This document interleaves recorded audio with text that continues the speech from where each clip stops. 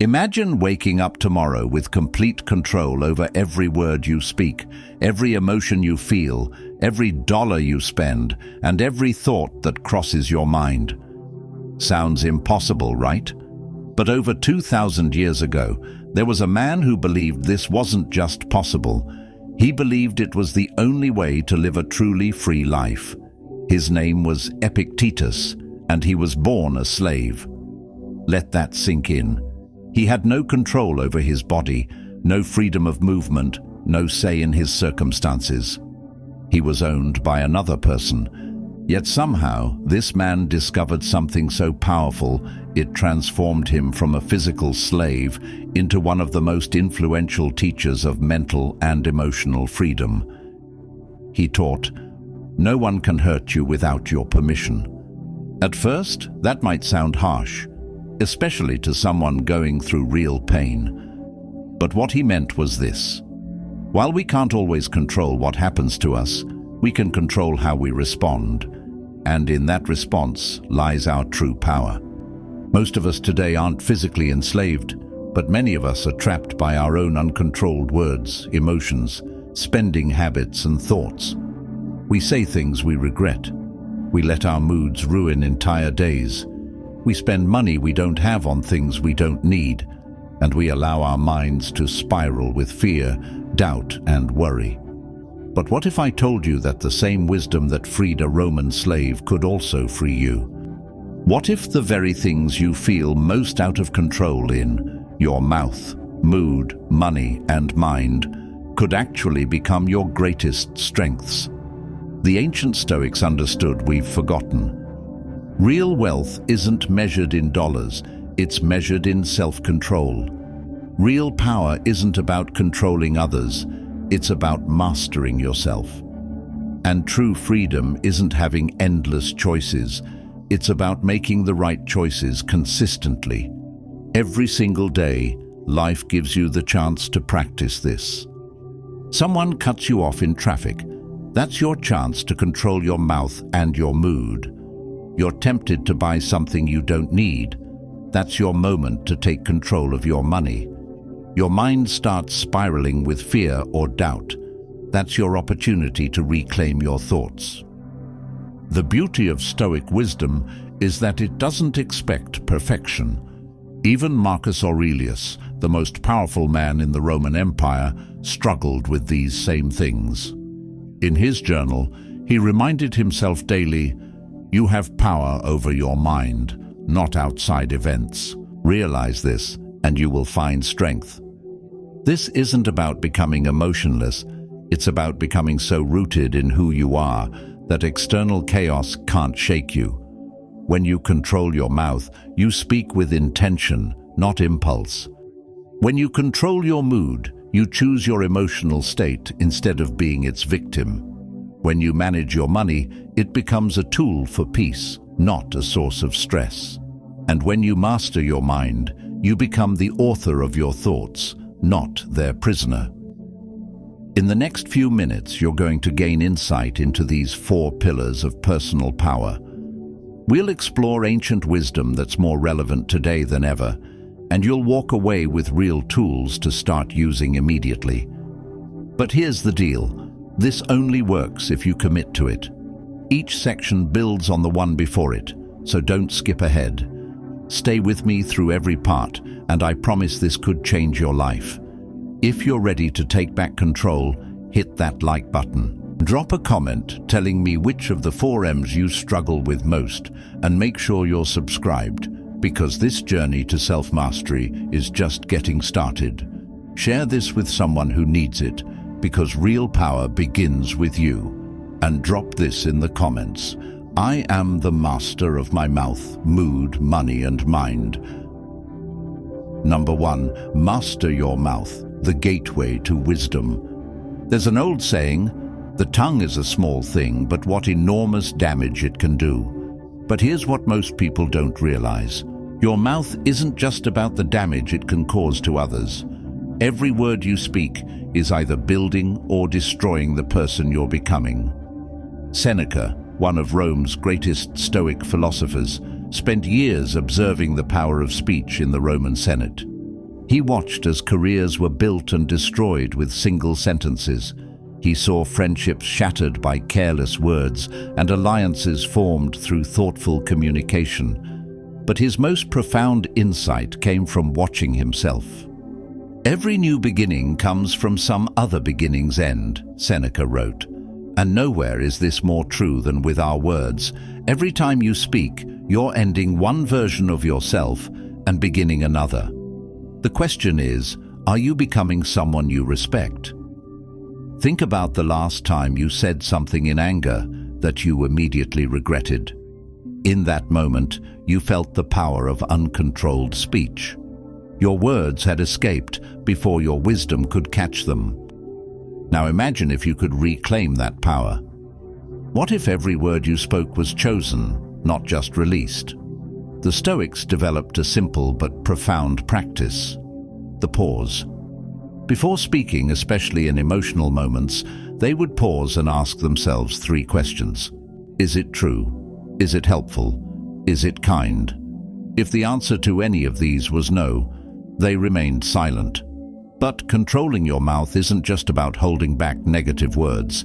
It's about the intentional use of positive ones. When you compliment someone genuinely, you're not just making their day better. You're training yourself to notice good in the world. When you speak words of encouragement, you're programming your own mind to look for possibilities rather than problems.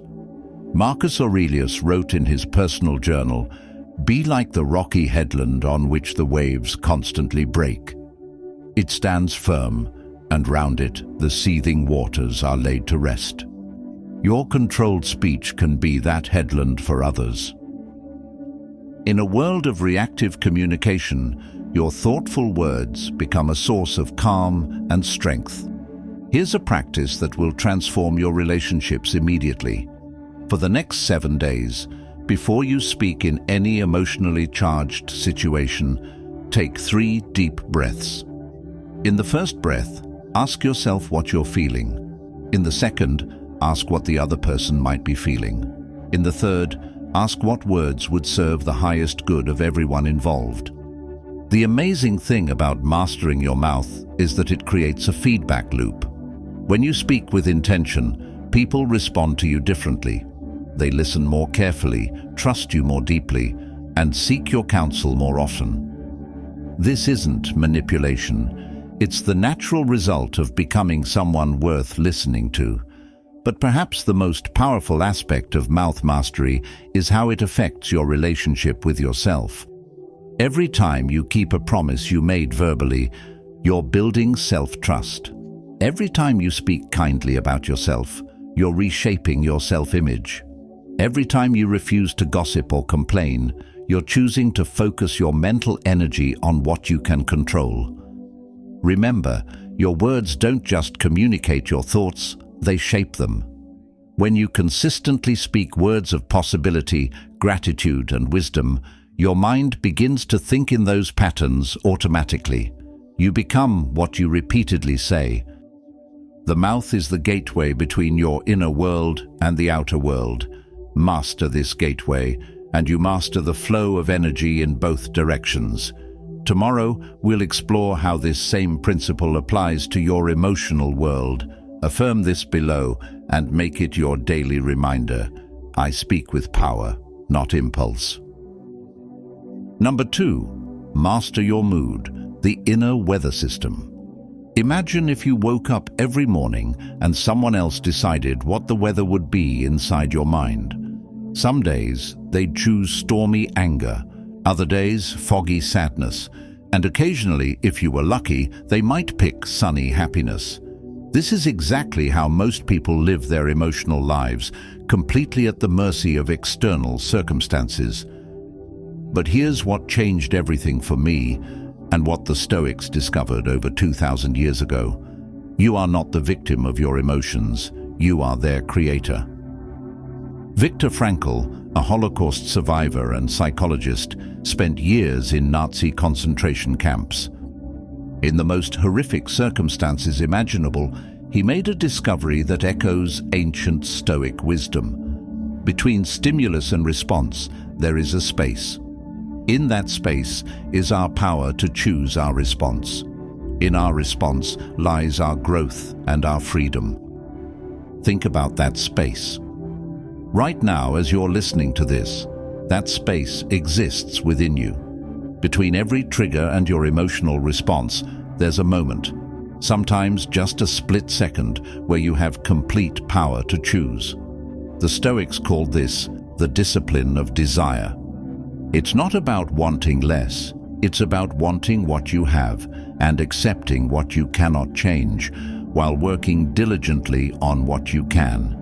When you master this, your mood becomes like a well-tuned instrument that you can play, rather than a wild storm that plays you. Here's the truth that might shock you. Your emotions are not facts, they're interpretations. When someone doesn't text you back immediately, the situation is neutral. Your mind creates the story that they're ignoring you, mad at you, or don't care about you.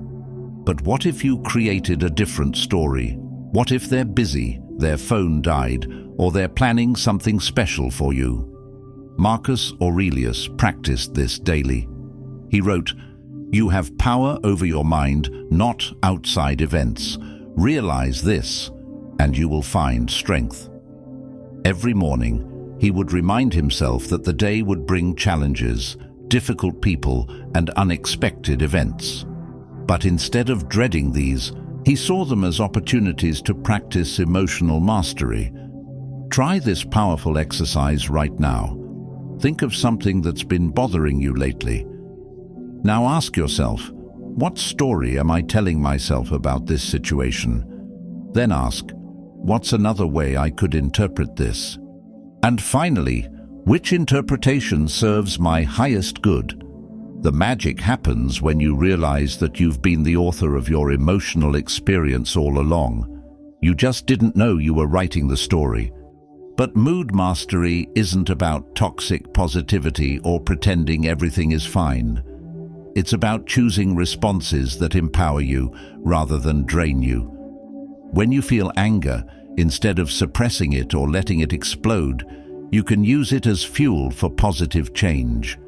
When you feel sadness, instead of drowning in it, you can let it connect you to your humanity and compassion for others. The Stoics had a beautiful practice called evening reflection. Each night, they would review their day and ask, what emotions did I experience today? Which ones served me? Which ones controlled me? How can I respond better tomorrow? Here's what happens when you start practicing mood mastery. You stop being afraid of your emotions because you know you can handle them. You stop avoiding difficult situations because you trust your ability to navigate them emotionally. You become the calm center in other people's storms, which makes you incredibly valuable in relationships and work. Remember, every emotion you feel is information, not instruction. Anger tells you something matters to you. Fear tells you to pay attention.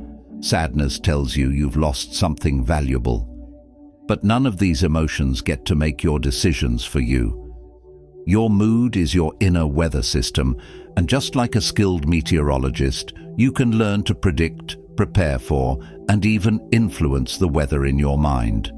Type this below if you're ready to take control of your emotional world. I control my emotions. They don't control me. Number 3, master your money, the tool of freedom.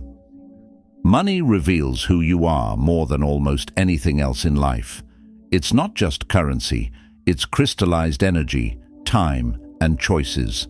And how you handle it determines whether you live as a free person or as a slave to your own desires. Seneca was one of the wealthiest men in Rome, yet he wrote, "It is not the man who has too little, but the man who craves more, who is poor." This wasn't theoretical philosophy for him. He lived it. Despite his immense wealth, he regularly practiced voluntary discomfort, sleeping on the floor and eating simple meals, to remind himself that his happiness didn't depend on luxury. Here's the brutal truth most people don't want to hear. If you can't control your spending, you can't control your life. Every purchase you make is either moving you toward freedom or toward slavery.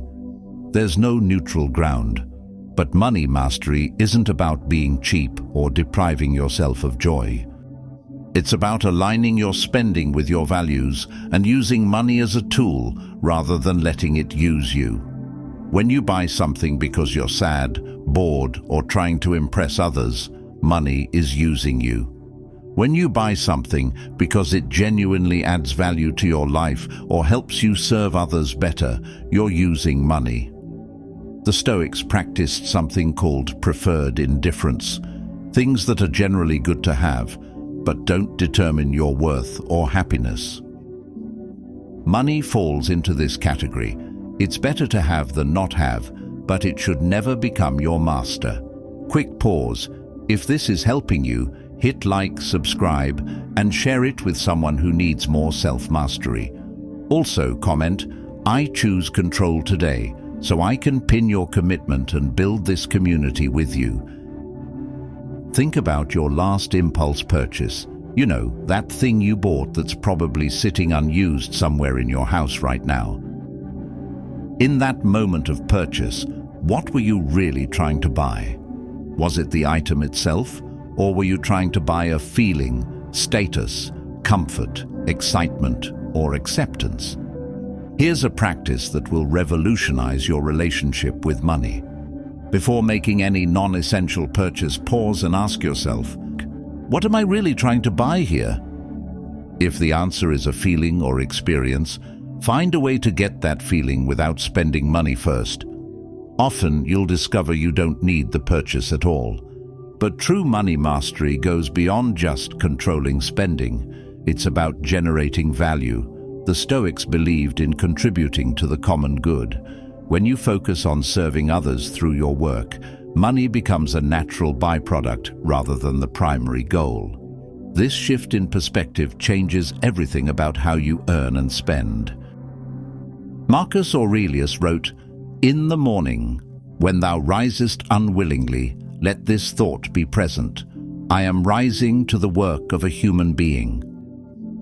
When you see your work as service rather than just a way to make money, you bring excellence to it that inevitably leads to greater financial rewards. Here's what changed my entire financial life.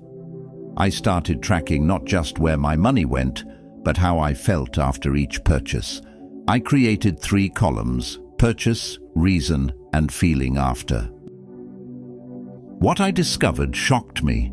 The purchases that brought lasting satisfaction were always aligned with my values. Books that expanded my mind, experiences with loved ones, tools that helped me serve others better. The impulse purchases, the status buys, the emotional spending, these consistently left me feeling empty or regretful. This simple practice gave me clarity about my spending patterns that no budget app ever could. Money mastery also means understanding the difference between assets and liabilities. Every dollar you spend should either maintain your ability to earn more or increase your capacity to serve others. When you start thinking this way, you naturally begin building wealth instead of just consuming it. Remember, the goal isn't to hoard money. It's to have enough freedom to be generous, to take calculated risks, and to make decisions based on what's right rather than what you can afford. Number 4, master your mind, the command center. Your mind is like a garden. Every thought you allow to stay is a seed you're planting. The question is, what kind of harvest do you want to reap? Right now, as you're listening to this, thousands of thoughts are competing for your attention. Worries about tomorrow, regrets from yesterday, judgments about what you're hearing, plans for later today. Most people live their entire lives as passive observers of this mental chaos, never realizing they have the power to choose which thoughts deserve their energy. Epictetus taught his students, wealth consists in not having great possessions, but in having few wants. But he wasn't just talking about material wealth. He was talking about mental wealth. When you stop entertaining every thought that knocks on the door of your consciousness, you become incredibly rich in peace and focus. Think about this. You wouldn't let strangers walk into your house and rearrange your furniture. Yet you let random thoughts walk into your mind and rearrange your entire emotional state. A single negative thought can derail your entire day if you give it permission to stay. The Stoics developed a practice called prososh, constant attention to the present moment and vigilant monitoring of your thoughts. It's not meditation in the way we think of it today. It's more like being a security guard for your own mind, deciding which thoughts get access and which ones get turned away. Here's a practice that will change your life immediately. For the next week, every time you catch yourself in a negative thought spiral, stop and ask yourself, is this thought helping me or hurting me? Is it moving me toward who I want to become or away from it? If it's not serving you, consciously choose to replace it with a thought that does. But mind mastery isn't about toxic positivity or pretending problems don't exist. It's about choosing productive thoughts over destructive ones. Instead of thinking, this is terrible and there's nothing I can do, you think, this is challenging and I need to find the best way forward. Same situation, completely different mental experience. Marcus Aurelius wrote in his journal, "The universe is change. Our life is what our thoughts make it." He understood that while he couldn't control the Roman Empire's enemies, the political intrigue, or even his own mortality, he had absolute sovereignty over his mental kingdom. Your mind is constantly telling you stories about what things mean. Someone doesn't smile at you, and your mind creates a story about rejection. Traffic is heavy, and your mind creates a story about being late and everything going wrong. Your boss asks to see you, and your mind creates a story about being in trouble. But here's the power. You can rewrite these stories in real time. That person who didn't smile might be dealing with their own struggles. Heavy traffic is an opportunity to practice patience or listen to something educational. Your boss wanting to see you might be good news. The ancient Stoics had a concept called the discipline of judgment, the practice of separating facts from the stories we tell ourselves about those facts. A fact is, it's raining. A story is, this rain is ruining my day. When you master this distinction, you become incredibly powerful because your emotional state stops being controlled by external circumstances. Try this right now. Think of something that's been stressing you lately. Now separate the actual facts from the story you're telling yourself about those facts. You'll be amazed at how much of your stress comes from the story, not the facts. Your mind is also incredibly powerful at problem solving when you direct it properly. Instead of letting it run wild with worry, give it specific problems to solve. Instead of what if everything goes wrong, ask, what's the best way to handle this situation? Your mind loves challenges, but it needs clear direction from you. Remember, every thought you think is either building the person you're becoming or tearing that person down. You are literally thinking yourself into existence every moment of every day. Comment, I'm the architect of my mind to claim my power. Number 5. The ripple effect. How mastery transforms everything. Here's something beautiful that happens when you start mastering these 4 areas. They don't just change individually, they create a ripple effect that transforms your entire life experience. It's like tuning an instrument. When one string is perfectly tuned, it makes all the others sound better too. When you master your mouth, people start seeking your counsel because your words carry weight and wisdom. When you master your mood, you become the calm center that others gravitate toward in times of chaos. When you master your money, you gain the freedom to make decisions based on values rather than survival. And when you master your mind, you see opportunities where others see only problems. But the real magic happens in the spaces between these four pillars. Let me tell you about Sarah, a single mother who attended one of my workshops last year. She came feeling completely overwhelmed, struggling with debt, constantly snapping at her children, worried sick about the future, and trapped in negative thought patterns that kept her awake at night. 6 months later, Sarah sent me a message that brought tears to my eyes. By applying these principles, she had not only paid off her credit cards, but had started a small side business. Her relationship with her children had completely transformed because she learned to speak from love rather than frustration. But most importantly, she said she felt like herself again, calm, confident, and in control. The beautiful thing about Stoic wisdom is that it creates what psychologists call an upward spiral. Each small victory in one area gives you confidence to tackle challenges in another area. When you successfully control your words in a heated moment, you prove to yourself that you can control your emotions too. When you resist an impulse purchase, you strengthen the same mental muscle that helps you resist negative thoughts. Aristotle said, "We are what we repeatedly do." Excellence, then, is not an act, but a habit. The Stoics took this further. They understood that mastery in these four areas creates a compound effect. Each day of practice doesn't just make that day better, it makes every future day easier. Think about the person you were 6 months ago. What were you struggling with then? Now imagine the person you could become 6 months from now if you consistently applied these principles. The gap between who you are and who you could be isn't as wide as you think. It's just a series of small daily choices. Here's what I want you to understand. You don't have to be perfect at all four areas simultaneously. In fact, trying to do that often leads to frustration and giving up.